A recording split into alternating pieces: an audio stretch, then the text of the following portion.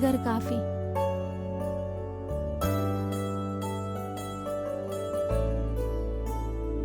అమ్మగారు.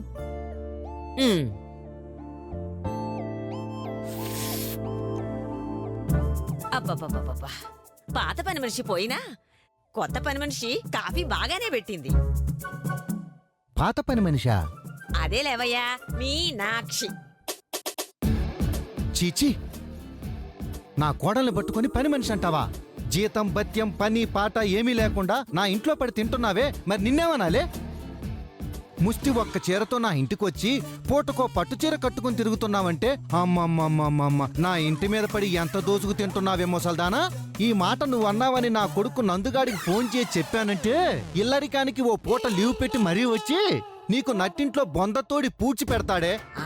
నీ యాంకమ్మా.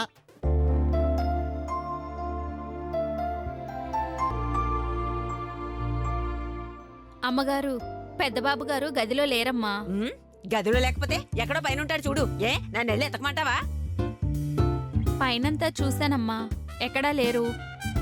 ఏమయ్యో, ఇక్కడ నా మీద ఎగరడం కాదు, నీ కొడుకు కనపడటం లేదంట, వెళ్ళి వెతుకో. వాడెక్కడే పోతే నాకెందుకు? వాడసలు నా కొడుకే కాదు. కనిపించట్లేదా? అక్కడికి రాలేదా? సరే. ఓసే భారతి, పార్థుగాడు గదిలో లేడంటే?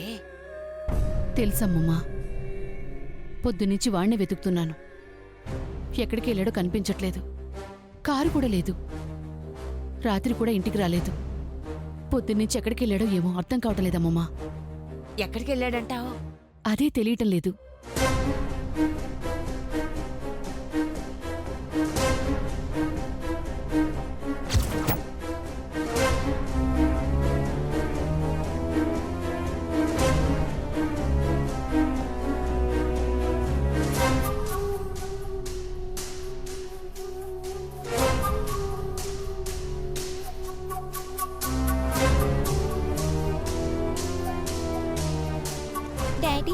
డాడీ, మనం ఊరెళ్తున్నామా?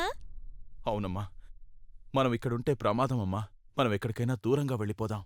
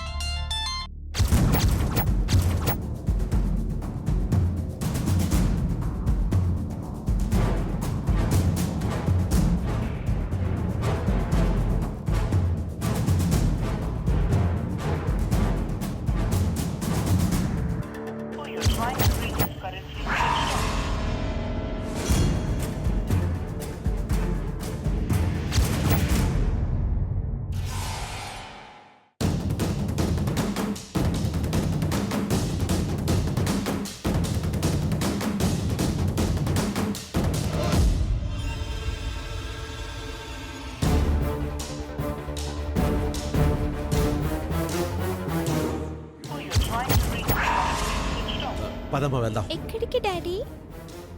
మనుషులుండే చోటుకి వెళ్దామమ్మా, పద.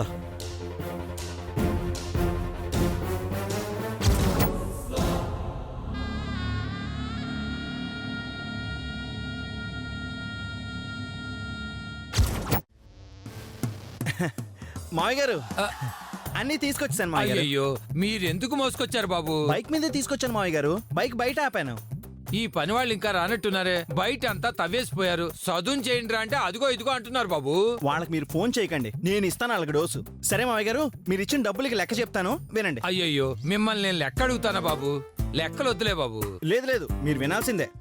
క్యాటరింగ్ వాడికి 10,000 అడ్వాన్స్ ఇచ్చాను. ఫంక్షన్ హాల్లో 25,000 అడ్వాన్స్ ఇచ్చాను. అక్కడే డెకరేషన్ వాడి దగ్గరలో ఉంటే 10,000 ఇచ్చాను. సరుకుల కోసం 12,000 అయ్యాయి మావయ్య గారు. నేను ఇచ్చింది 50,000 కదా బాబు. మిగతా డబ్బులు నా దగ్గర ఉంటే ఇచ్చాను మావయ్య గారు. అయ్యయ్యో, మీరిచ్చారా?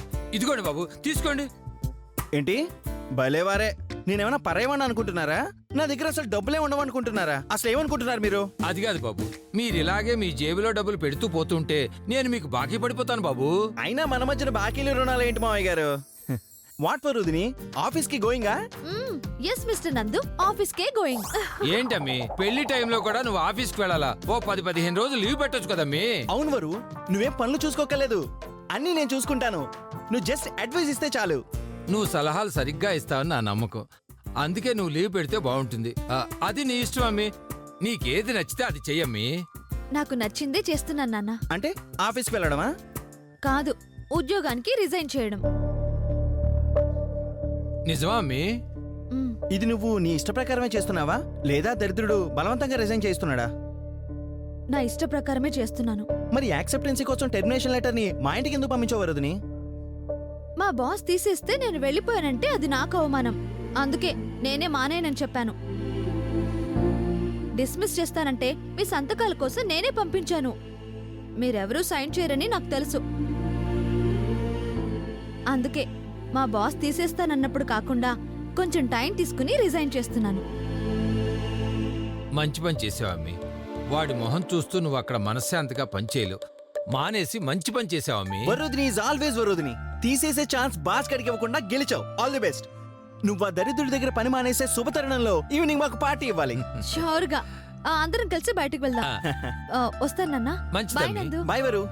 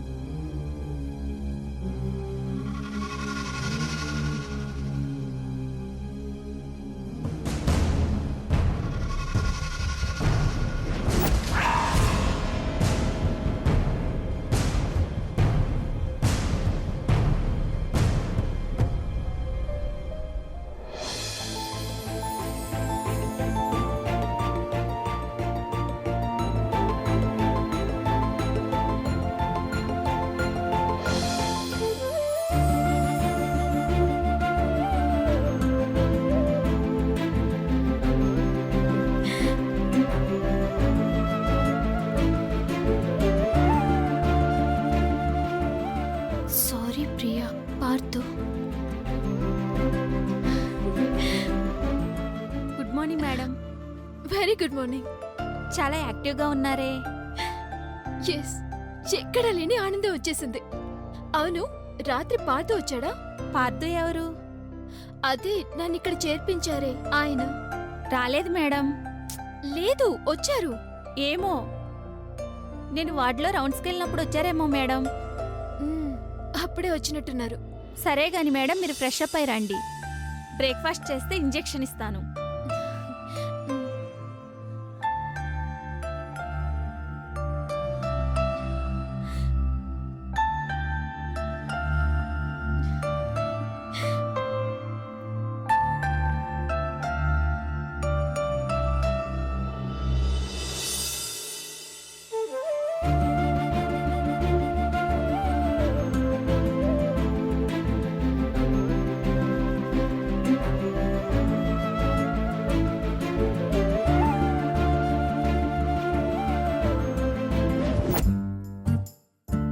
పేరు లేదు, అడిగితే ఆన్సర్ లేదు, బాధపడితే బాధాడు. ఈ పేరెందుకు లేదో తెలుసుకునేదెలా?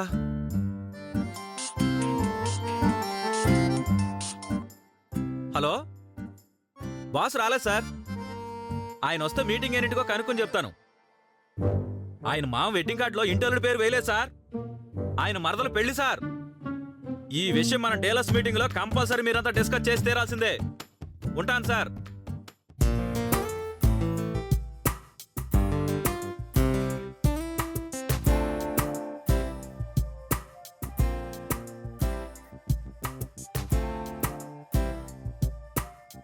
Good morning madam. Good morning. పేరెందుకు లేదు? Good morning madam. గుడ్. ఏంటి శరత్ అలా ఆలోచిస్తున్నావు? ఏంటి అలా ఉన్నావు శరత్? నా ప్రశ్నకు జవాబు దొరకలేదు మేడం. ఏంటి నీ ప్రశ్న? ఇందులో బాస్ పేరెందుకు లేదు మేడం? ఈ ప్రశ్నకు జవాబు నీకు ఇవాళ తెలుస్తుందేమో. ఎలా తెలుస్తుంది? ఇదిగో ఇది చెప్తుంది. ఇదేంటి మేడం? ఆయనకు కావాల్సిందే. ఆయనకేం కావాలి మేడం? ఇదే. అదే ఇదేంటి మేడం? చెప్పాను కదా శరత్, ఆయనకు కావాల్సిందేనని. తిట్టే పెళ్ళడానికి తిట్లుతూనే నాకు దేవుడు లింక్ పెట్టినట్టు వెడ్డింగ్ కార్డుకి ఈ కవర్కి మీరు లింక్ పెడుతున్నారండి మేడం. ఎందుకో అని ఇవాళ నీకు తెలిసిపోతుందిలే. అలాగే మేడం. శరత్ అవును, పెండింగ్ ఫైల్స్ ఎన్ని ఉన్నాయి? ఇంకో 4-5 ఉంటాయి మేడం. అన్ని ఇవాళే తీసుకొచ్చి. తర్వాత కంప్లీట్ చేయొచ్చు కదా మేడం? లేదు, మొత్తం ఇవాళే ఫినిష్ అయిపోవాలి. ఇది ఆయన గారి ఆర్డరా? కాదు, నా డెసిషన్.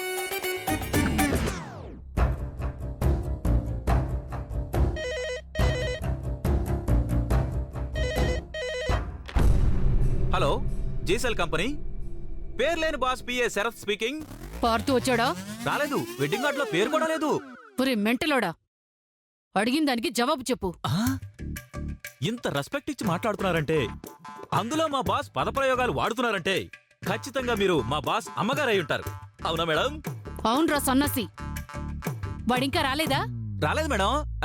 ఇక్కడికి రావాలంటే అక్కడి నుంచి బయలుదేరి రావాలి కదా మేడం. అక్కడ ఉండగానే మీరు ఏదైనా మాట్లాడుకోవాలంటే మాట్లాడుకోవచ్చు కదా. నీకెందుకురా, రాగానే ఫోన్ చేయమని చెప్పి చావు. మీరింత మృదు మధురంగా చెప్పిన తర్వాత కాదని ఎలా అంటాను మేడం? చెప్పి చేస్తాను. మీరు పెట్టేచ్చావండి. సారీ, పెట్టేయండి. ఇంతకీ పేరెందుకు లేదు? ఇంట్లో ఉండక ఆఫీస్కి వెళ్ళక వాడు ఏమైనట్టు? 2 చోట్ల లేడంటే ఖచ్చితంగా హాస్పిటల్కే వెళ్ళి ఉంటాడు. ఇదేదో నేనే స్వయంగా వెళ్ళి తేల్చుకోవాలి. మేడం, బాస్ రాలేదని సారమ్మ గారు నన్ను అడుగుతున్నారండి మేడం. అయినా ఎక్కడికి వెళ్ళాడీనా? ఈ పాటికి వచ్చేస్తాడే. అయినా నాకెందుకులే. అవును, అసలు ఈ వెడ్డింగ్ కార్డులో పేరెందుకు లేదబ్బా? ఎందుకు లేదు?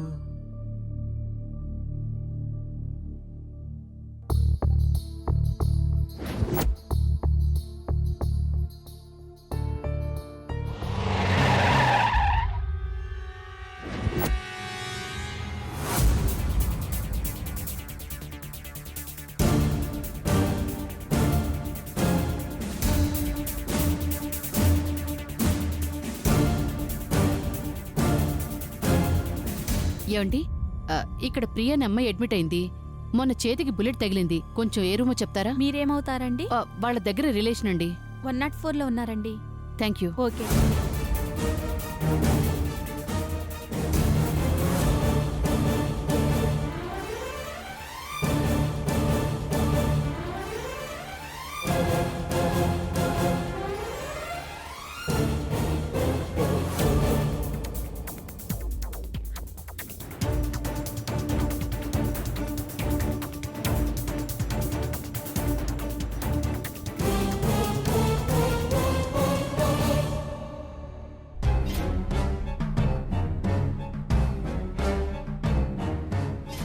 వాడిక్కడ కూడా లేడే.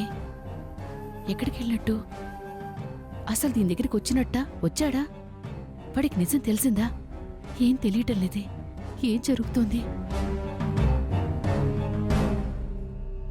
మీరు వెళ్ళిపోవచ్చు డాక్టర్.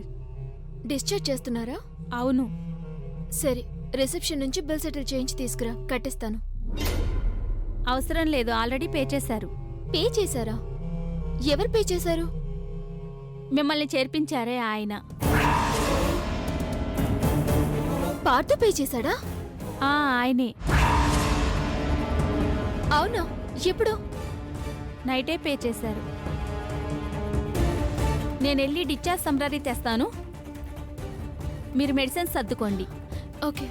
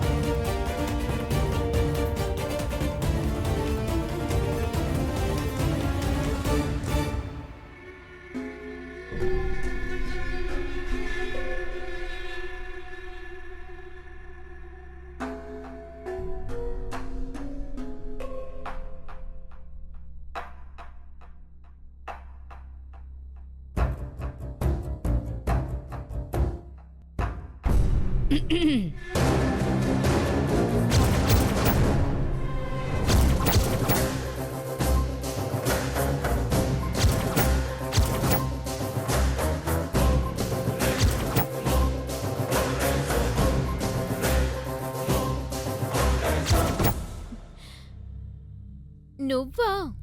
వస్తావనుకున్నాను. నేనిక్కడికొస్తానని నువ్వెలా అనుకున్నావు? ఆకలి తీరని పులి అడవంతా ఆహారం కోసం తిరుగుతూనే ఉంటుంది.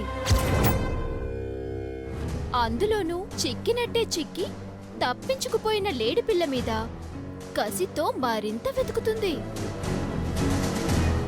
అలా వెతుక్కుంటూ నా దగ్గరికి నువ్వొచ్చావు. నువ్వు చెప్పిన కథలో నేను పులైనందుకు చాలా గర్వంగా ఉంది. కానీ కథెందుకు చెప్పావో అర్థం కాలేదు. నా మీద అటాక్ చేయించింది నువ్వేనని నాకు అర్థమైందని నీకర్థమవ్వడానికి.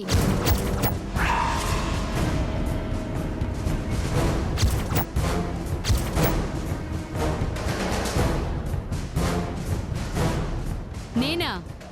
నువ్వు కలగంటున్నావా? ఏ ఆధారంతో నేను చేశానని నువ్వు అనుకుంటున్నావు? హాస్పిటల్కు వెతుక్కుంటూ వచ్చావు కదా, చచ్చానో బ్రతికానో నీ కొడుక్కి నిజం చెప్పానో లేదో తెలుసుకుందామని. ఏయ్, నువ్వు చస్తే ఎంత, బతికితే ఎంత? నువ్వు నా కొడుక్కి నిజం చెప్తే ఎంత, చెప్పకపోతే ఎంత? నువ్వేం చెప్పినా వాడు నమ్మడు. నేను చెప్పిన పులి కథలో పులి ముసలిదైపోయింది, అందుకే లేడి పిల్ల తప్పించుకోగలిగింది. ఇక ఆ పులి పెళ్లితో సమానం. పిల్లకాకి, నా సంగతి నీకు తెలిసి కూడా మర్చిపోవడం విచారంగా ఉంది. నా దారి కడ్డొస్తే కొడుకును కూడా నేను క్షమించను.